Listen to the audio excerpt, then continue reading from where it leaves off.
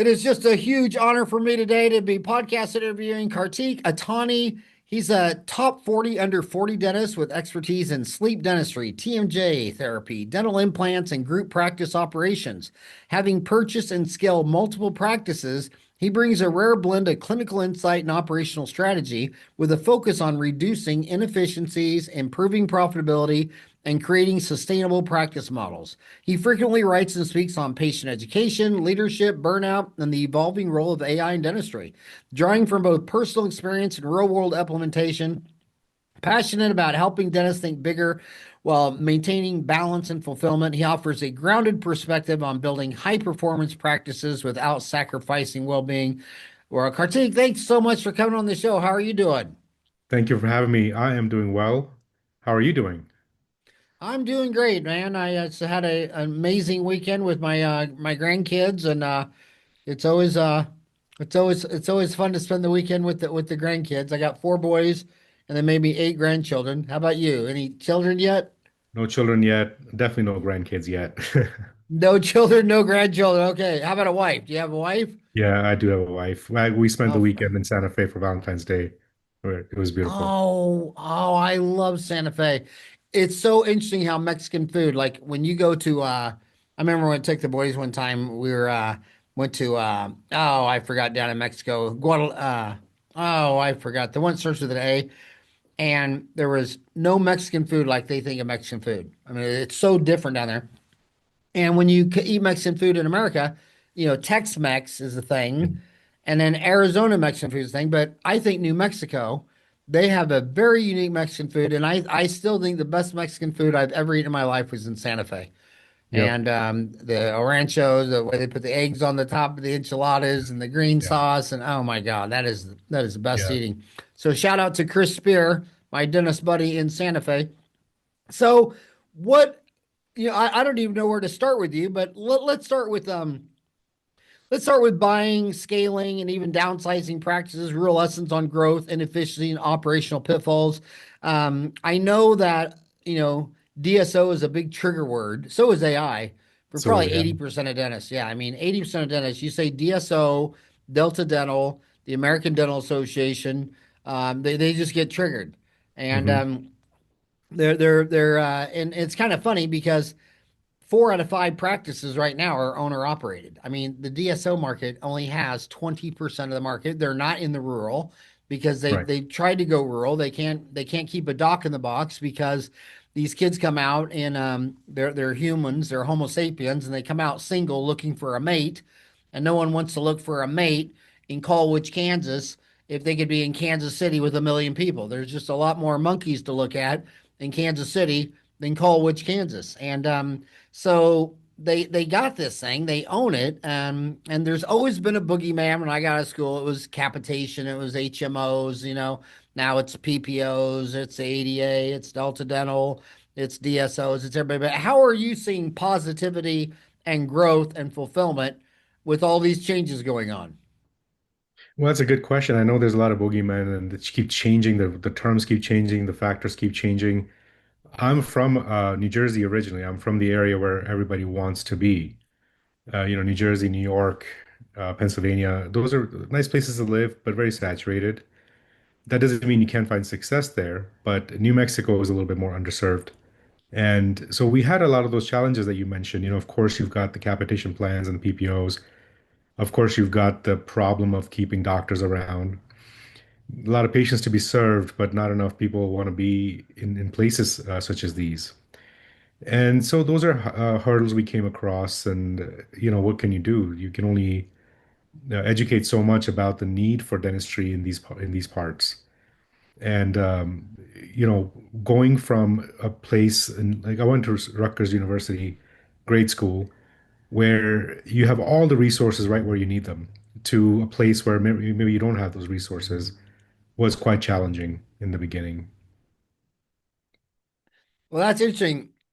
I moved 1,000 miles from Kansas to operate and open up in Phoenix, and you Mhm. moved thousand to probably 2 or 3 thousand About miles, 2,000 miles, yeah. about 2,000 miles from New Jersey to Albuquerque.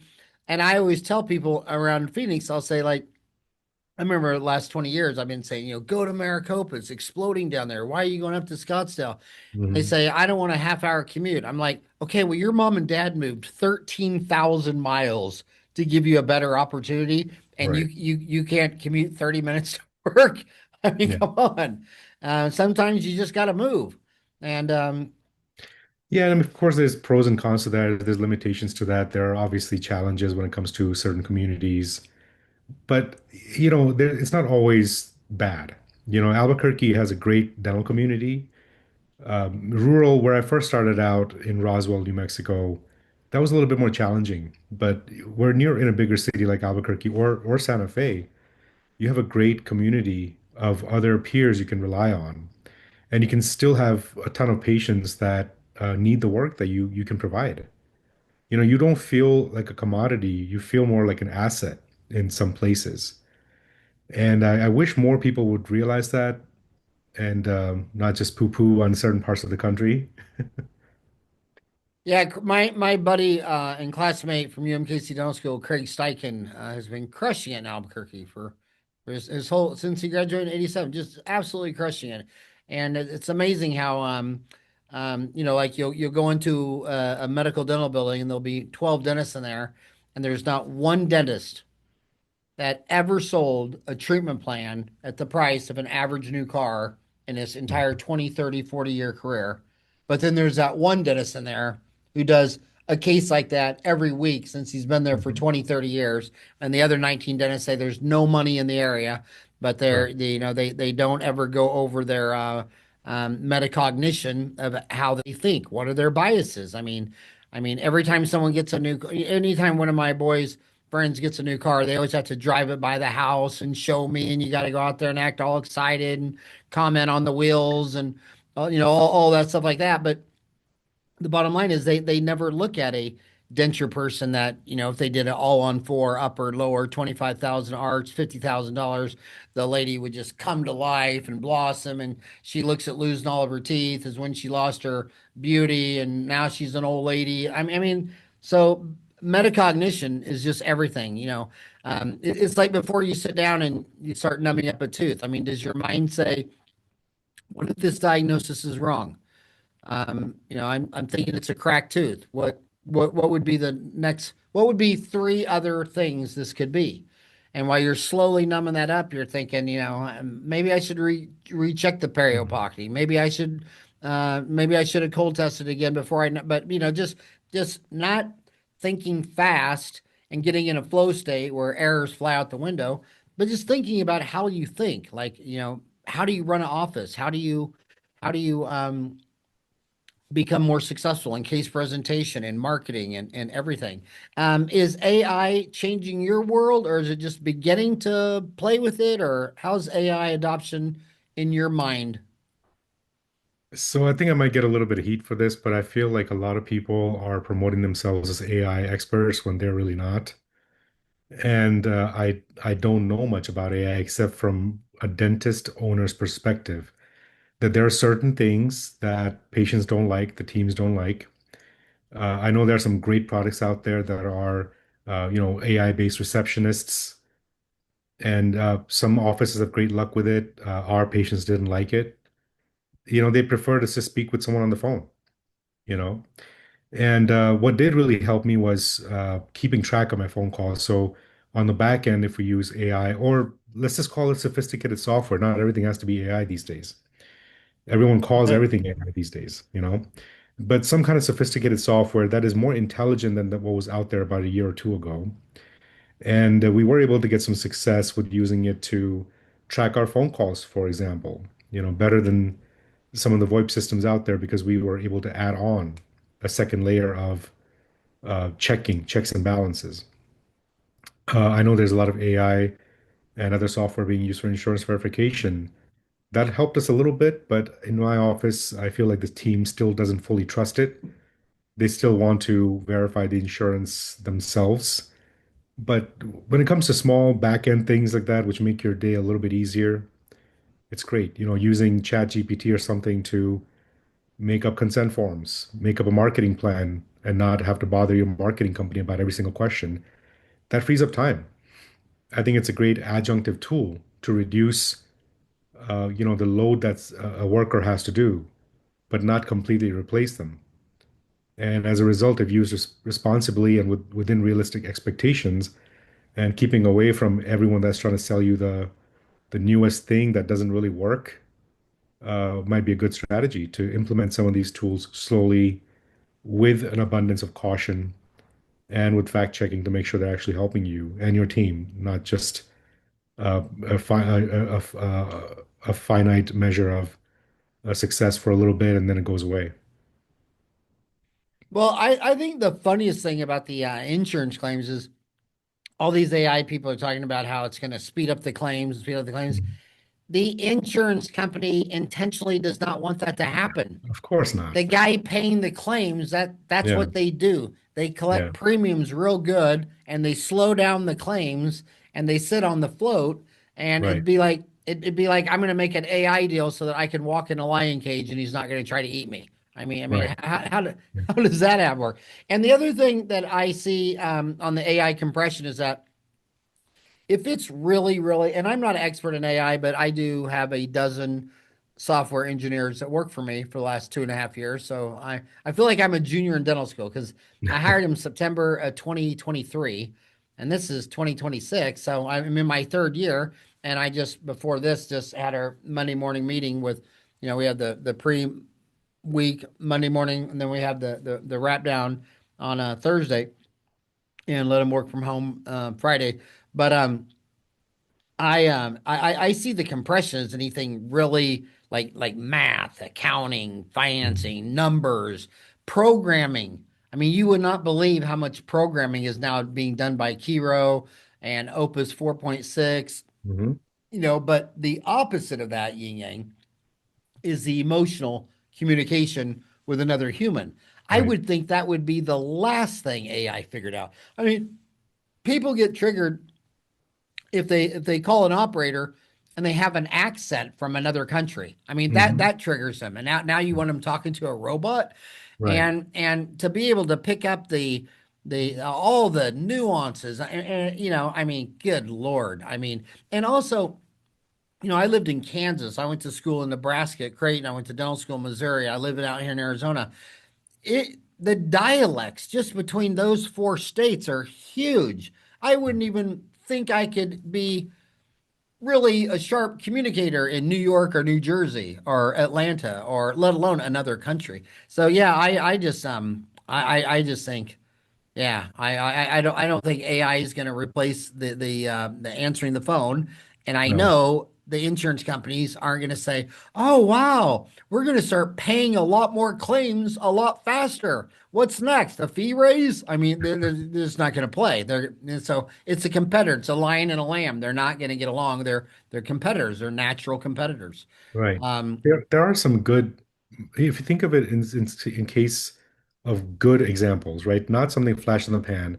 Don't call it AI. Maybe just call it sophisticated software. There are many things you can do, and I'm sure people smarter than me are already working on these, right? Dental supplies, you can use software to keep track of your supplies and automatically order them from the reasonably priced vendor automatically if that's possible, right? You can maybe take sleep data, blood test data, maybe if you're doing PRF or something, convey that to the patient's physician and let them know if they're at risk for certain things. There's a lot of things that software can probably do, but I feel like everyone uh, who says they're an expert are probably not, and that's why proceeding with an abundance of caution is better. and your website is Napa. Is that like Napa Valley, grapes, No. wines? No, I named it after family members. I named it after my parents. It's just the Oh, initial. Yeah. Yeah. that's just their initials. Okay. Yeah. NAFBA.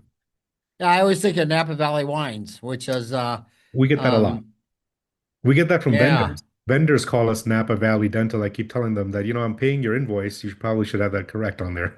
There's no valley. It's Yeah. just Napa. Yeah. Huh. Um Building a practice let's stay on AI for a minute. There's two big AIs in radiographics, X-rays. Hmm. Do you think that's a buy, whether it be Pearl or what's the other one? Pearl and Overjet. There's a Video Health as Overjet. well. Yeah. Yeah, and Nvidia Health. Are you did you see that as a Yes. bleeding edge technology that you'll get someday, or is it leading edge that you already adopted? So we did adopt it for some time, when we had scaled up, and we needed that consistency between uh, doctors and patients. Not every doctor can diagnose the same way as someone else, and not every patient can understand what's going on. So I think it is a great technology to have, just to double check your work, maybe be able to have patient communication and case presentation. And of course, it is only going to get better. I think it's only going to get better. It's not for everyone. If you're a single doctor now, like I am, I don't need to have software basically telling me what's going on, because my calibration level with my patients is what we're used to. If you have a new grad, or you have someone who's maybe not so confident about diagnosing, or maybe they're overly diagnosing, then it would be a good adjunct for consistency and training. Perhaps not to replace the clinician's judgment completely, though. So tell us how you got into buying and selling dental practices. Well, I always wanted to own a practice. You're a kid and you're thinking, okay, well, I know three doctors, three dentists in my family friend community, and they seem to be having a good time with their life. And your own ambition kind of kicks into that. I want to study more. I want to do something more with my life. And then, of course, you get to dental school and you think to yourself, well, what's next? What's the next challenge? Right? And so that's why that was my why of doing it, is to be able to provide a service to the community, be able to uh, provide, more care for more patients in an area where they're needed the most. And scaling up is difficult. I'm sure you know that already, and so many of your listeners already know that. Scaling down is even more difficult from an emotional or ego, or whatever you want to call it, standpoint. But all of those decisions are made, at a certain point in time, given the data you have then, with what's going on with your life then. And so when I decided to become a dentist, I was still discovering what I wanted to learn. After learning dentistry, I thought, well, I really want to learn more about business and sleep apnea and TMJ and sedation and all these different things that we can then branch off to. We have the freedom in our great profession to be able to branch out, to be able to make an impact on others that also makes you happy. So this is just what resonated with me, and it worked out well. But being underserved and being in an area that you can't always keep docs, sometimes it's not fair to the patient community to have part-time docs, or in an office that cannot keep a doc because of the location. So sometimes it's better to scale down. Sell it off to someone that can be there all the time and get great care of patients. Reduce your stress level too while you're at it. So what do you think is what do you think the future is of associates versus owner operators? I mean, right now it's about one fifth decide to be employees, and I don't know if that's transitional, and 80% are owner operators. Where Mhm. do you see that? How do you see that dynamic? I do think that because of the amount of debt students are coming out with now, and in some cases less training, I think that a lot of folks will choose to be associates in the future, or they'll choose to be, part owners or franchise owners and DSOs. And I'm not pro or anti anyone, because I feel like every person, every office, every group has their own decisions to make about what's best for them. But I do think that becoming an owner operator, first of all, it's already become much more difficult since 2020. It's only becoming more difficult for people that are starting. The cost of acquisitions has gone up, the cost of construction, reimbursements are the same, if maybe a little bit better, depending on your insurance negotiation skills. So unfortunately, I think that people will choose to be associates more in the future. And I don't know if that's good or bad. I just think that it's just the way things are going. It's by necessity for a lot of new grads. So what are the I mean, what advice would you give someone trying to attract an associate? And again, the main thing with me is I believe that since you sell an invisible service, I mean, if you tell me I have 5 cavities, I don't know what you're talking about. But if you tell me there's 50 Hershey's chocolates in this bag of chocolates, I can count them. You know what I mean? Right. But we have an asymmetrical relationship that's based on trust, and I Mhm. think the number one trust killer is staff turnover. I think that's well documented that, when you go into some older dentist and everybody's worked there 10 years and you've been going there 10 years, and he tells you have 2 cavities, you just think, yeah, I eat a lot of sugar and I don't brush and floss. But Mhm. when it's somebody, anyway, it's just that turnover. So how do you attract and retain a dental associate, and how do you reduce staff turnover? Well, that's the thing. It's very difficult to do. Whether you consider yourself to be an underserved area or you're a very saturated area, you're always going to have an impasse with certain people. Not everyone's going to see your business and your patients and your organization the same way as you do. So, unfortunately, there's no good answer for that, at least not from my point of view. I know there's some great people in the industry who know more about, human resources, doctor management than I do. But, in my opinion, you want to try to attract folks who have similar values as you, but also understand that you're running a business. There's a lot of overhead, there's a lot of risk. And so you want to hire somebody which is like the unicorn, right? You want to have somebody with good ethics and good skills who wants to work hard and take care of patients and be nice to the staff and be nice to you. It's very, very hard to find that person. You may find someone who's really ethical, who is really slow or doesn't do a lot of procedures, or they're really fast and they're just a jerk to the patients and the team.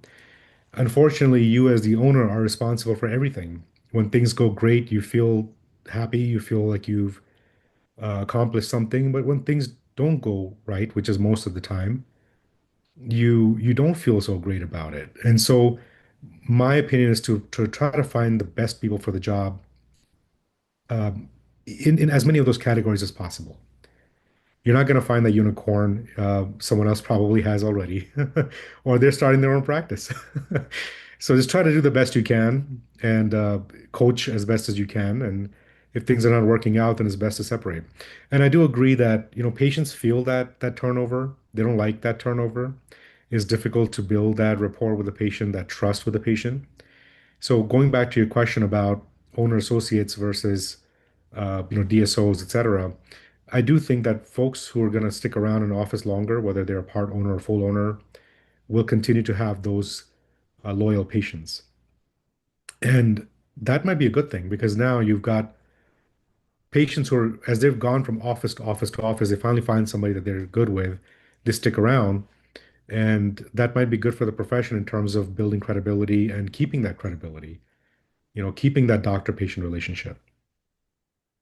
What do you think is we go back to overhead, and like I say, Mhm. when I got out of school in 87, which was a long time ago, I mean, it was just common to have a lot of practices with 50% overhead.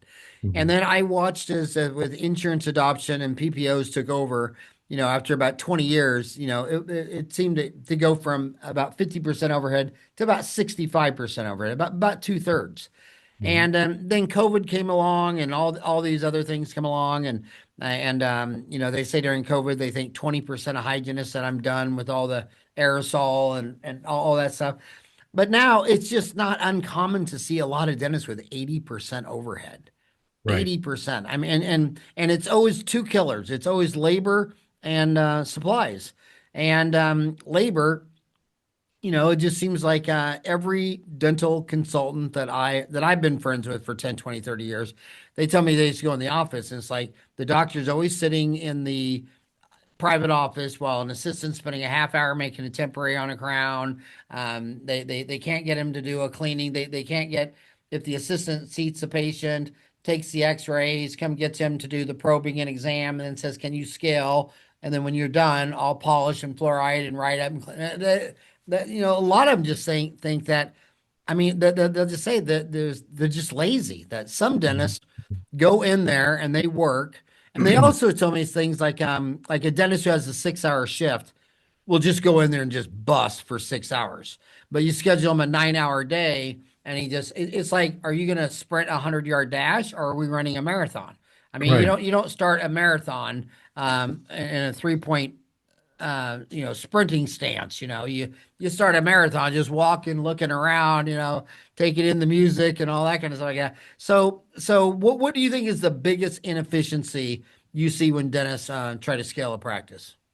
Definitely the people. You can hire the best people, but everyone has their own opinions, everyone has their own way of doing things. So inefficiencies are built in place or created in place by the people. It can be something as simple as, one assistant taking 5 minutes longer per patient. It can be as simple as a doc watching too many teeth when they really should be filled, or just postponing treatment. So I do think that the opinions we have as people, our thoughts, they can be great. We can become really smart and do great things, but they also create inefficiencies. They create emotions. What if the patient says no? What if I don't want to present this treatment? You know? So if you're scaling up and you got a doc that's very ethical but doesn't really feel comfortable talking to patients about things, that's an inefficiency right there. An assistant ordering way too much just to have it. That messes with your cash flow for that month or quarter or whatever. And then, these are little things that add up over time. You may have the best intentioned people. You may have the people, again, a staff full of unicorns. And then you get to your second location, now you have one less unicorn there. You get to the third location, and I'm making it as optimistic as possible. You're never going to have unicorns. You're going to have basic normal people. So those inefficiencies are built in by people, and you have to reduce those inefficiencies by having SOPs, protocols, having guidelines, steps in place. Don't order 2,000 of these if we already have 1,000. Using AI again, you were talking about Pearl over NVIDIA Health. Okay, well, the X-ray shows that this is a 50% chance of having a cavity. Maybe you should double check that, doctor. So all of those things, whether it's systems created by the administration, the owners of the company, the management, technology, will reduce those inefficiencies. You also mentioned supplies. I've always kept a very close eye on supplies because they can be marked up so much for no reason. You know, you can have things sitting around in your office going bad for no reason. And that happens to me too. It probably is, I'm pretty sure there's something in my closet right now that's going bad as I'm talking to you. And what can you do? You're always going to have a level of inefficiency, and your job is to drive that down as much as you can. And don't drive yourself crazy trying to make everything perfect because you never will. Try to get that 80 to a 78, 77, 70, 75. Pay off your debt, make sure your debt service is done. And then maybe you'll get down to a 65% overhead. You may get down to 50 if you do a lot of endos and other procedures. So it's all about each team taking responsibility, and unfortunately, not everyone's going to be great at it. So then it comes up to the management, the owners of the company, how good they are about it, whether it's a single doc or emergent group or a big DSO. And in my opinion, the bigger you are, the more inefficiencies you have. It's just it's not just dental, it's like any large organization, any charitable organization, any government agency for sure, any private company. Amazon probably has a ton of inefficiencies they're trying to work out every single day. That's just human nature. The late Greg Stanley, one of my first dental consultants I ever used out of Scottsdale, just an amazing guy. He used to always call the third location the cemetery. That you get Hmm. a real mover and shaker, lots of energy. He's crushing it in one office, so he goes and gets the second one. Now he's got to be two places at the same time. And by the time he gets to the third place, he realizes that he can't be in three places at one time. He doesn't have the systems, he doesn't have the teams, he doesn't have support, and that's Hmm. where they all die, and that's where they downsize. Yep. And you've learned a lot about buying and later downsizing practices. Has that changed your view of growth? And I want to talk about the downsizing more, because the one thing that I think the DSO talk about a metacognition deal where people like I talked to a kid. There's two dental schools in town, and I'll pop by these dental schools and I'll talk to these kids and I'll say things and some like really aggressive, ambitious kids, really, they just look like really going for it. And I'll say, well, what's your goal for the first 5 years? And they look at me and they go, well, I'd like to have 5 locations. Hmm. It's like a location. Well, what does a location have to do with Yeah. dentistry? Because in my world, I mean, I watch people that grow from, $500,000 practice to 1 million, and then in the same practice grow to 2 million to 3 million. I mean, I got buddies that are past 20 million. There's a pediatric dentist who's up to 30 million in one location. A pediatric dentist, Hmm. $30 million. And then when you go to Asia, where you can think outside the box, when you start seeing the greatest gift I ever had was getting these international invitationals and being invited around the world. But like you get to Vietnam, like Cambodia. These guys there will scale to a dental hospital where the tallest building in the town says dental hospital in English, and he gets all the tourists, and he's got an emergency room. He's got one floor for each of the specialties. There's pediatrics, there's endodontics, there's oral, and I mean, and he was he that he needs to build a bigger building. He wants to build a bigger hospital. And it's like, okay, there's not one of those in America, but people always say, well, how many locations is Heartland up to? I heard they passed Yeah. 1,800 and now you want to do 4 locations. It's like, so talk about what you learned from watching people scale big Hmm. that later decided to downsize to when you scale, does it have to be multi-location to one? I mean, talk about all that, what you've learned about growth Yeah. from all your experience. Well, I was that new grad who came to the downtown meeting in Vegas a few years ago, and you network with people, and they ask, "Well, what are you doing?" Well, I'm working here, and I want to scale to 20 locations by the time I'm 39. That's so stupid in retrospect. You can't do that. But of course, you're a new grad, you have fire, you may not have all the challenges of life yet, and you think because, Joe down the street can do it, so can you. What you don't know is the sacrifice that goes into it, the endless amount of thought, strategizing. And it's not that you can't do it, you can do it. But the question then becomes, do you want to do it? Like you said, the third location, after you get there, you take an inventory of your life and you say, am I making the best decisions for my family, for my health, for my hobbies, for my time that I have not much of on Earth because no one's lifespan is forever. Do I really want to continue going that way? And if you do, then you have to make sure you have the right team because that's it. You can't be in all these different locations by yourself.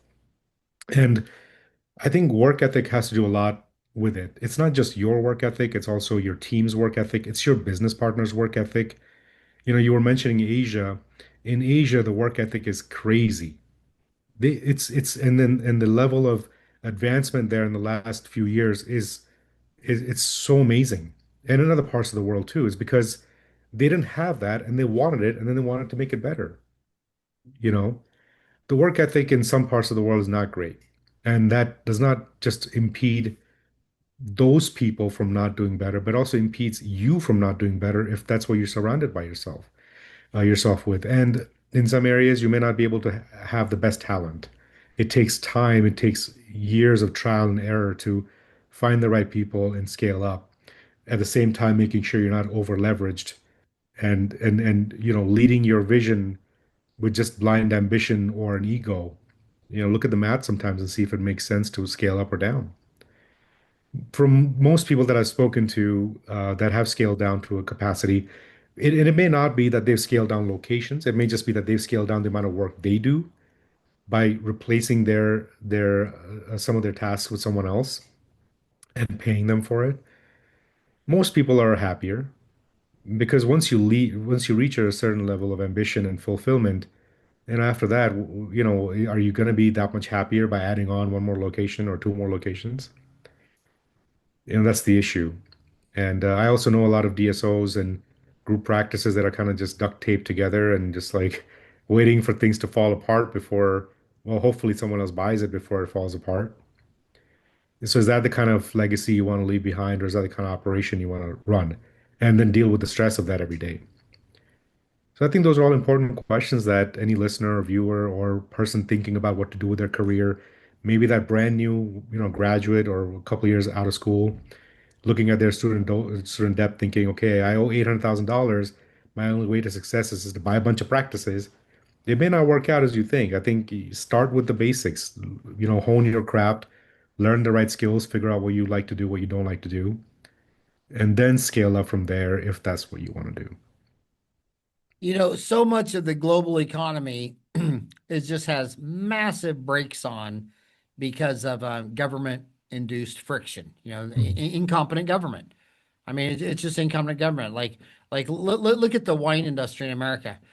We started putting tariffs on other countries, and last year Napa, which I was thinking that Yeah, you came it's from not. a vineyard in the valley. Yeah. Napa last year plowed under 25% of all their grapes because they didn't even pick the grapes off the Mhm. crop, and they realized they had to plow it under. That was a quarter last year.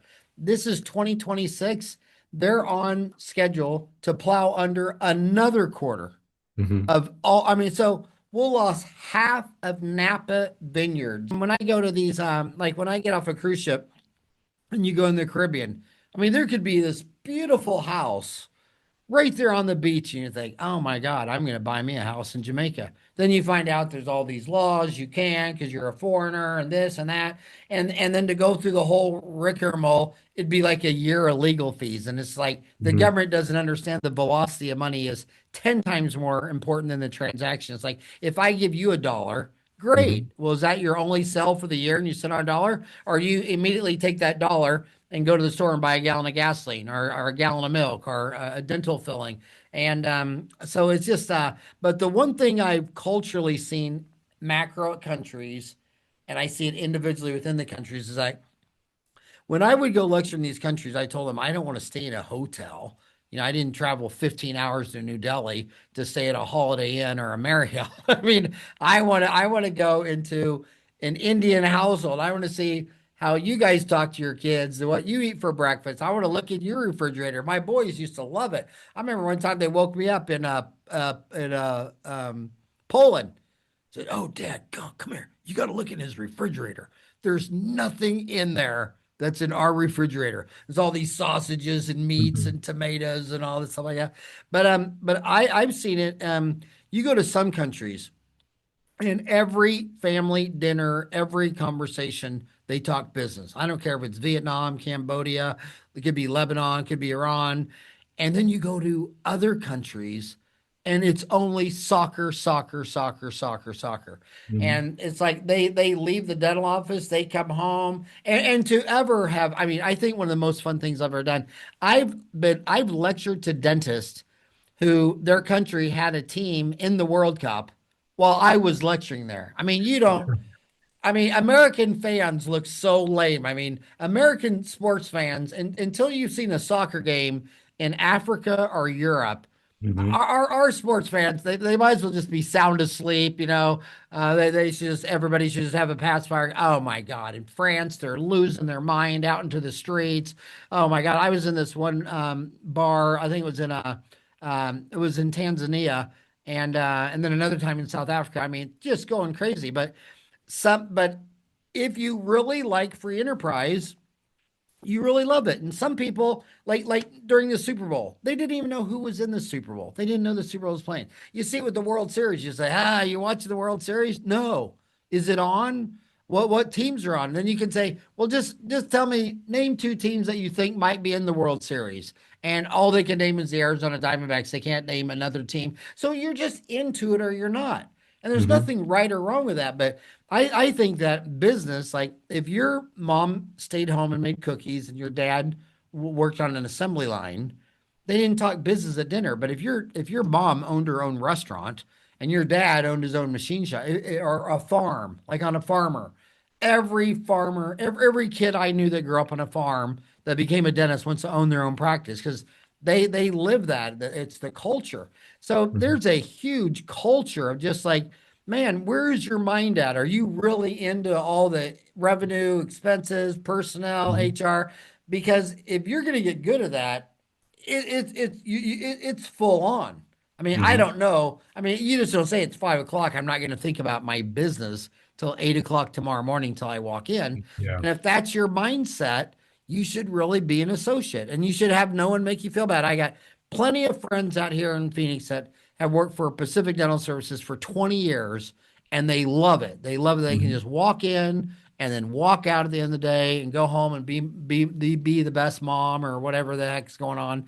But so I think people just have to be true to themselves. I mean, don't be someone that you're not. If this is Agreed. not you, just be true to yourself. And who cares if your friends think that you're a smuck because you don't have 5 locations Hmm. or you don't or whatever. But what do you think? I know you're a real um kind of grounded at peace guy. What do you think are the most overlooked drivers of dentist burnout today? It's tough, and it's I always try to think of it as our profession is not the worst, and where we live in the world is not the worst. I know we complain about reimbursements being stagnant. I know people in other parts of the world that are doing more intense dentistry for peanuts, you know. I think a lot of it just has to do with our frame. We human beings, we think of our life in with between parameters. Where we are, we want to look forwards and we want to look towards people who are doing better. We want to look forward in our life and think, I want to accomplish X, Y, or Z by a certain timeline. And then we don't look at the past too much. We don't look at how hard we wanted to work to get into dental school or how hard we worked in dental school. We don't look at the people who are worse off than us and think, maybe, I could be worse off, you know? So you told me that, you think I'm a grounded guy, but a lot of it is, a lot of it is, uh, work that I have to do. It's like being a duck, you're calm, but under the surface, you might be struggling, you might be paddling away and not making much forward motion. And I think that's normal for humans. People, we all have our anxieties. We all have stuff that worries us. I don't know anyone who's not worried about something.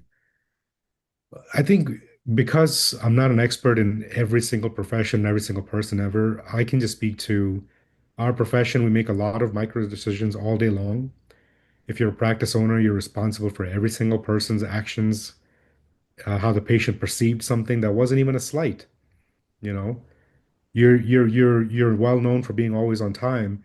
The one time you're 5 minutes late, a patient can be irritated. You're thinking to yourself, this whole year I had one time I was 5 minutes late and the patient's irritated because they're a new patient and they don't know how timely we are, you know? So all those little things add up.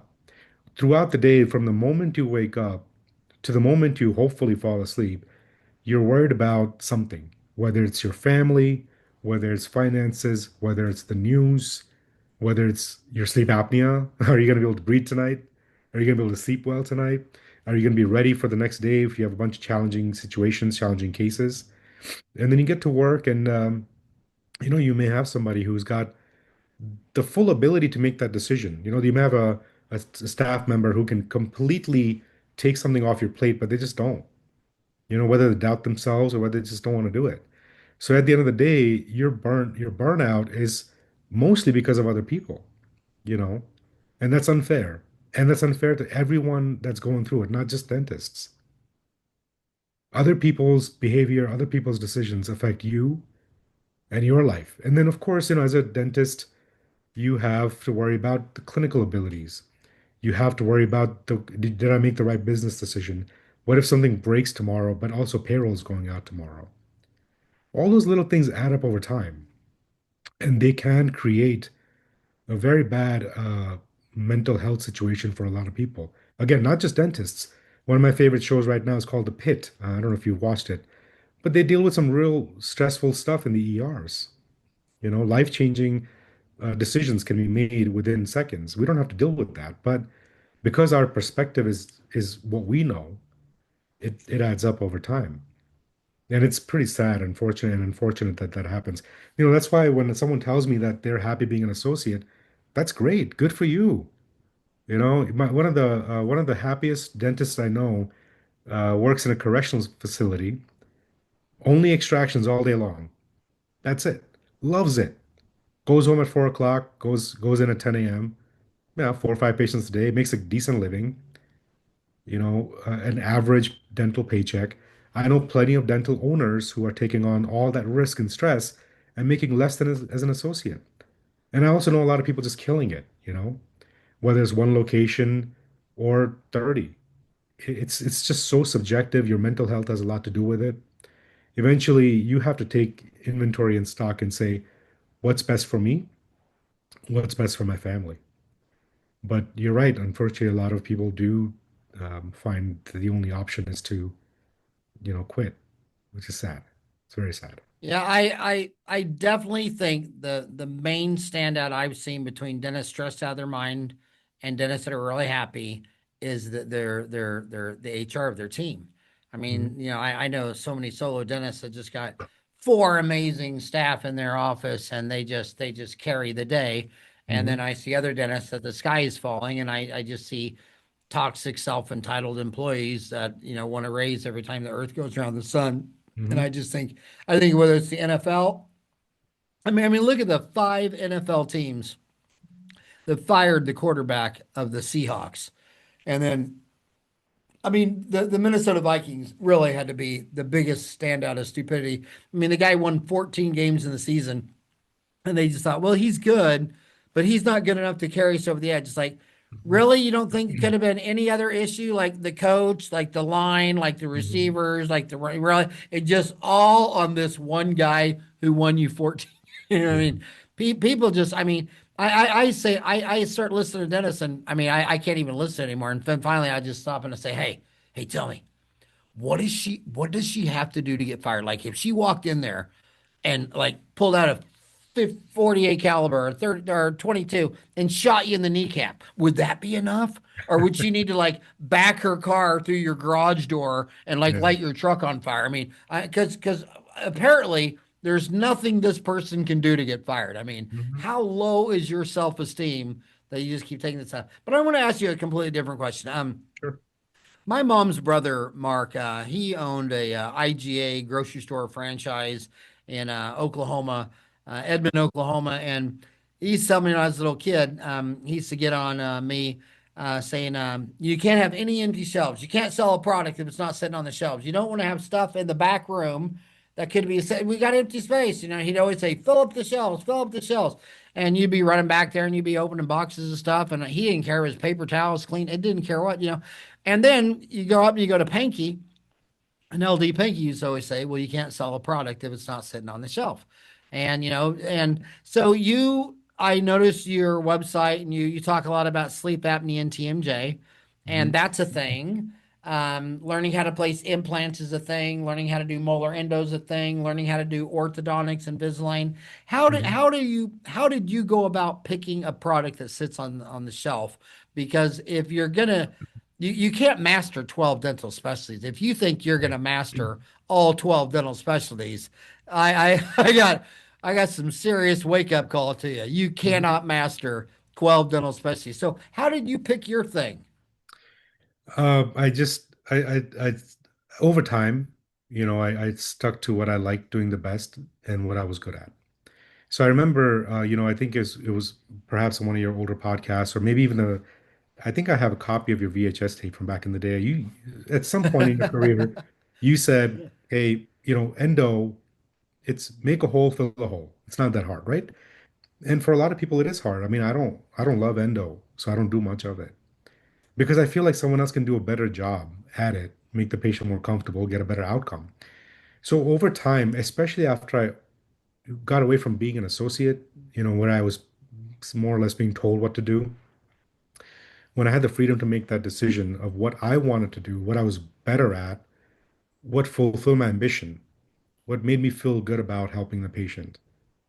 Whether it's an expensive procedure or not, that's secondary. But over time, I found uh, pleasure in certain procedures. I found that I was good at certain procedures. I found that I felt that the patient had a good experience, the team had a good experience. So that's how I, formulated my career path. And I feel like that's the best way to do it. Because especially if you're a new grad, you know a little bit about something, but not really. I mean, what you get like 50 minutes of TMJ training in school. I mean, maybe that's a little exaggeration, but you don't get a lot. So as you take continuing education courses, as you talk to people, other dentists in your community, in your study club, you know, local area, outside if you want to, when you start figuring out what you like, you should play to your strengths. Play to the things that make sense for you. So that's how I got into, at first I love placing implants. So we, got my fellowship, and sedation's a part of it because there's a lot of dental anxiety and you want people to feel better about going to the dentist. I didn't know much about sleep apnea or TMJ as a new grad because we were taught it, but we weren't taught a lot of it. Well, I was diagnosed with sleep apnea, so I started learning more about that myself because I cannot tolerate a CPAP. And there's a right way to talk to physicians about it and patients about it, and there's a wrong way to do it. So building those relationships over time, when physicians become, they become partners. They trust you. They refer to you. You see the results. You see what's working. You see what's not working. You see the challenges that they have when it comes to, CPAP issues, the issues of medical billing, non-compliance, all the stuff that they go through, and you get to help them out a little bit. It makes you feel good. Then you should continue to work on that strength. So that's what I did personally. And there's so many things you go into. I mean, 12 specialties: oral surgery, Mhm. endodontics, periodontics, pediatric dentistry, orthodontics, prosthodontics, dental anesthesiology, oral facial pain, oral medicine, oral path, oral radiology, dental public health. You also were getting into dental anesthesiology. You were getting into that, correct? No, not anesthesiology, just conscious Well, sedation. yeah, yeah, that's what I mean. Constant Yeah, sedation. yeah, yeah. So talk about that because the one thing I've noticed on the big dogs that can do a case, the price of a new car, and they seem to be able to do one every single week, and it's usually on Friday, is because they get someone who's had all this anxiety, and they always, I mean, I think it would be horrible. I think it would be against the law horrible, lose your license if I went and got a physical, and the doctor was sitting there thinking, well, I can't tell him that he's short, fat, bald, and has prostate cancer and has lung cancer and has dementia. I mean, I can't tell him all that. I'm just going to tell him he's bald. I mean, Yeah. my gosh. I mean, I'm not you, and I come to you if I have 12 cavities. I want to know about it. I want a Mhm. complete exam. And it's not your guilt. You weren't the one waking up for breakfast having a Dr. Pepper and a Reese's peanut butter cup. I mean, it's a behavioral disorder to a large extent. Uh, Mhm. but um, but they would have a lot of fear, and they hadn't been to the dentist. So most dentists would diagnose and say, "Well, this guy's got three missing teeth. He's got a flipper. I'm just gonna tell him I can pull this tooth and add it to the flipper," because they're never going for it. They don't have Mhm. enough self-esteem in themselves in dentistry. But this guy will always treatment plan for the perfect dentition and say, "Yeah." And what we would do is we'd pull these three teeth, and we'd do five implants and four root canals, and the best way for something like that is, we save those cases for Friday, and you just come in Friday, and we put you to sleep. And the minute you say put to sleep, you're like, "What? Mhm. Are you serious? I can come in here, be put to sleep, wake up, and it's all done." Well, hell, they've all bought new cars before. They financed it for 5 years. They Mhm. don't care if this treatment plan's 20, 30, 40, $50,000. But that was just the only dentist who had enough self-esteem to Mhm. present the possible, while everyone else is diagnosing the pocketbook and saying, "Well, if I was you, I would take your family on a cruise. I wouldn't fix up your teeth and do Mhm. braces and do ortho and all that kind of stuff." But I think treating fear. I mean, if you look at the history of dentistry, what are we mostly associated with? Wedding gifts and parties and cruise ships and bar mitzvahs, and oh my God, there's just nothing more fun. I mean, it's fear. It's fear. Yes. Dental It's fear. butchery. And I don't understand it. I mean, I really don't understand it. I mean, I've had a million shots. I don't. I mean, if that's the most pain you've ever had, I take it you've never had a kidney stone, given birth to a baby, got the, we're in a wrestling match but anyway, I think that when you start addressing fear and you start talking about either having a dental anesthesiologist come in or you doing oral sedation, I think that's the closest thing to big ticket treatment plan dentistry. But tell them what you're doing with conscious sedation and how that works in your practice. Well, that's exactly what you mean. You said it. There are people that are fearful, and it doesn't have to be just the pain, right? Plenty of people who are scared go to whatever Medicaid office and just get the tooth taken out, even if they're in pain because they're miserable, and then you never see that patient again for 3 years later when the next tooth needs to be pulled. So there are plenty of people who will be afraid, and they'll go through a lot in their life, which will just keep adding to the problem. You just keep adding to the problem, and then it's not always fear of pain. It can be fear of feeling judged. It can be the fear of how am I going to pay for this when I have $30,000 in debt? There's so many different reasons why someone can feel anxious. So, the first thing we do is on our new patient questionnaire, we ask these questions. You know, do you want to be proactive? Do you want to be reactive? Do you care about what insurance, and I do have insurance and quotes in my new patient paperwork, covers, or do you want to have the best treatment plan? Are you afraid? Do you have a bad back? Do you have a gag reflex? We ask all these questions, and I review them with the patient in front of them on a screen. So they know I'm paying attention. They're not feeling that they're being ignored, that they're being judged. I would say out of maybe every 10 sedation patients, at least five of them will say that, oh, I felt judged at my previous office. Oh, I don't, I'd rather be asleep because it's a long procedure. I'm not very afraid of you poking around. That's a part of it, but I also don't want to be judged. I don't want to know all the mistakes I've made in the past because that's what kept me from coming to see you. So when we take that multifaceted approach, and just like I don't feel pain in my mouth. I've gotten injections in my mouth before. It's fine. To me, it's fine. It's not a big deal. But so that's why we have to think about why is the other person feeling that? Why are they feeling judged? My teeth are pretty good. But I think to myself that, this person's walking around with a smile that's not attractive. Maybe it's making them feel so crummy inside that they don't want to go out in public. They're depressed. They don't want to go on dates. And like we said before in the podcast, everyone has problems and we're just so myopic, and it's just our nature. We're not trying to be myopic. It's just our nature because we have problems too. So that's what we do is we have a proper patient interview. We try to figure out one, if we can help you, because some people I can't help. I'm not a prosthodontist. I'm not doing IV sedation. I like to make sure the treatment I do for them is safe, effective, and something I can do to the top of my ability. And so if we can help them, great. Let's figure out how. And that's what we do. We used to save Fridays for our sedation cases, but now we also do some Mondays or even during the week sometimes, depending on the patient availability.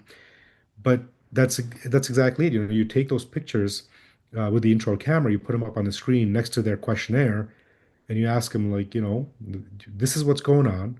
You told me you were scared. I'm not judging you, but how would you like to proceed? Would you like to be put under?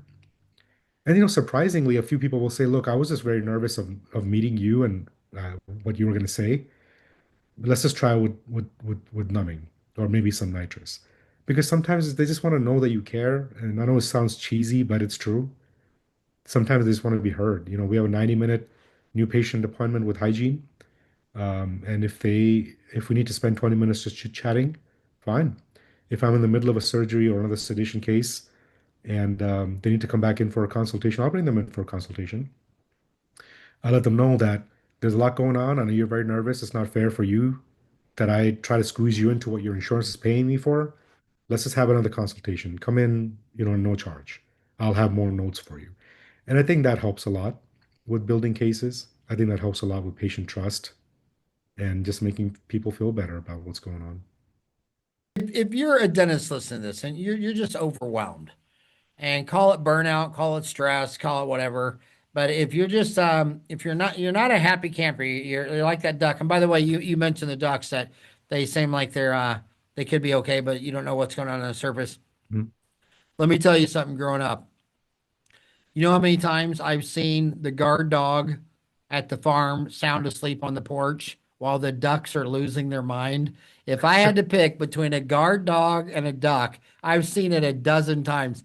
Ducks, you cannot ever pull up to a house and start coming up the driveway with ducks, but you can have a sleeping dog. I've seen it so many times, different breeds of dogs, different ages of dogs. Ducks are the best guard dogs in the Yeah. world. Yeah, I When didn't you're know that. sitting in that house and your ducks are losing their mind, something has entered the scene. And it might be the UPS truck, it could be a coyote, who Yeah. knows? But ducks Yeah. are amazing. See, I learned something new And today. but if all's not right in Wally World, and a dentist is just feeling overwhelmed, and he's that loud duck, what's the first system you'd fix? What's the first thing you'd look at? What's the first thing you'd think about? How would you look Yeah. at that scenario? I think it's so unique to each individual because everyone's stress points and pain points are different. Take inventory of what's bugging you the most. If it's something that you're trying to keep up with the Joneses and you're not able to because your best friend just got a new Mercedes and you don't have one, that's an easy fix. Don't think about that, you know. But systems wise, in your practice, in your associateship, in your clinical skills, in your mindset, in what you want to learn, how you want to proceed, I would say take inventory and figure out what it is that you want to fix first, right? And then find the resources to help you with that. And again, I'm not saying that because I'm an expert in all this. I'm going through it just like everybody else. But in the last few years, what has helped me is to take inventory first. Figure out, okay, at this point in time, this is the biggest problem. Let me fix that now, or at least try to, and go from there. And I think that's the best way to go about it. Figure out what's the biggest impact in your life right now negatively, and try to alleviate that. That's kind of a metacognition deal. It's like going over, your mistakes or your failures. Think about it. Why did this happen? Hmm. And I can think of so many, there's a lot of really smart people that are dentists. I mean, to get a dental degree, you gotta have a lot going on. I mean, you just don't Hmm. accidentally say, I don't even know, people say, I don't even know how I got into construction. It's like, well, you know how you got into dentistry. It was a Right, long damn journey. right. But I know an oral surgeon who said that one day he realized that 99% of all his stress was his orthodontic surgery cases. Hmm. And he said, you know what? When I saw it like that, I realized, well, that's a real easy solution. There's plenty of oral surgeons in Phoenix that'll do these cases. I'm not doing them anymore. And he Yeah. says the best decision ever worked. I had a really good friend, Dr. Sundberg, who said he'd rather be taken out in the backyard and beat with a stick than do a molar endo. And then he realized that there were 4,000 endodontists in the United States. So Yeah. that's a real easy solution. Yeah. Yeah. And Yeah. then with staff, I mean, when you're hiding from one of your staff members and you think you can't live without it. That is the one bias I've always noticed. Offices that were really, really playing at half their potential, the doc always anchored to this all-star employee that Hmm. everyone, the specialist, everyone that knew the guy thought was his worst nightmare. Hmm. And he's like, how? And that employee had been there 10 years, but all the other employees only last two or three. And why Hmm. do they all leave? Because of psycho. Because of that And one. you think you can't live without psycho. Hmm. And it's just like and then there's the employee where the dentist knows he can't stand her and he cringes when he pulls out his parked lot and sees her car. He never wants to talk to her. He's always afraid she's gonna, and it's like, dude, you hand someone money every Friday that you'd never want to see again. I mean, there's so many. It's just some of this stuff is just so easy to do. But I Hmm. think this. I think consultants are great. Put someone with skin in the game. I mean, you can't be a dental consultant in this world without delivering the goods and services. And Right. I think the most successful dentists I've ever seen, they use consultants. Hmm. They listened to more podcasts. They took more online CE. They went to more classes. They're more likely to be a member of the AGD and the FA. In fact, I always tell the AGD and the MAGD every time I look at their magazine, I'm like, where's the article showing how much more money the MAGDs make than the FAGDs make, and how much more money the FAGDs make than the non and the above. Because you can't sell a product if it's not sitting on the shelf. You're a Hmm. summation of the five people you spend the most time with. And when you go to an AGD course, they're all AGD members. They're all going for it. They're all trying to get their FAGD, their MAGD. And you could be at an endo course and learning more about implants from the guy sitting next to you, and it's all Right. positive. And then you go back to your doom scrolling on TikTok or Reddit and follow all these people who everything sucks, the sky is Mhm. falling, and they pick apart your posts and all that kind of stuff. I just love your energy. I love how calm you are. Thanks. I love your experience. You're willing to come on, and I just love everything about you. And Kartik Antari, thank you so much for coming on the show today. And if someone has a question for you, how do they get in touch with you if they want to Well, they can email me directly, kantani@gmail.com. That's the best say it way. again? K K Antani, at K, and gmail.com. then Antani ANT. is eight, ant. Think of an ant. K ant Ani, Ani at gmail.com. Yeah, that's the easiest way. That's the I'm easiest way. around. My name is pretty unique. Kartik Antani. It's pretty unique. If you just Google me, I'm sure you can find a way to contact me. It's not that hard. And what is the best Mexican restaurant in Albuquerque? That would be saying something. Uh, oh, okay. So Mexican or New Mexican? Should we do New Mexican? Well, explain the difference. What's the difference between Mexican and New Mexican? So, fun fact, New Mexico was actually called New Mexico before Mexico was a country from the Spaniards. So, Wow, I did not know yeah. that. Yeah. So, New Mexican food is a little bit, imagine a combination of Pueblo Native American food mixed in with some Mexican food. And it has its own beautiful charm and flavor. For the most accessible, good New Mexican food around Albuquerque, I love going to Tomasitas, and it's Yeah, spicy and it's good. You know, yeah. I'm sure there are a lot more hole in the wall places, but for me, Tomasitas is, it's conventional enough where you can go, feel safe, you have good food, not be worried about contamination or hygiene issues in the kitchen, and it's still experience a really good, authentic New Mexican dish. Well, when you hang up, all I want you to do is call up Craig Steichen and say, Craig, I was on Howard's show. When are you going to man up and come on? He always Okay, I promised me will. he's coming, but then he's too busy. But love you lots. Thanks so much for coming on Thanks the for having show. me. And thank you for all that you do for dentistry. I appreciate you, sir. Thank you.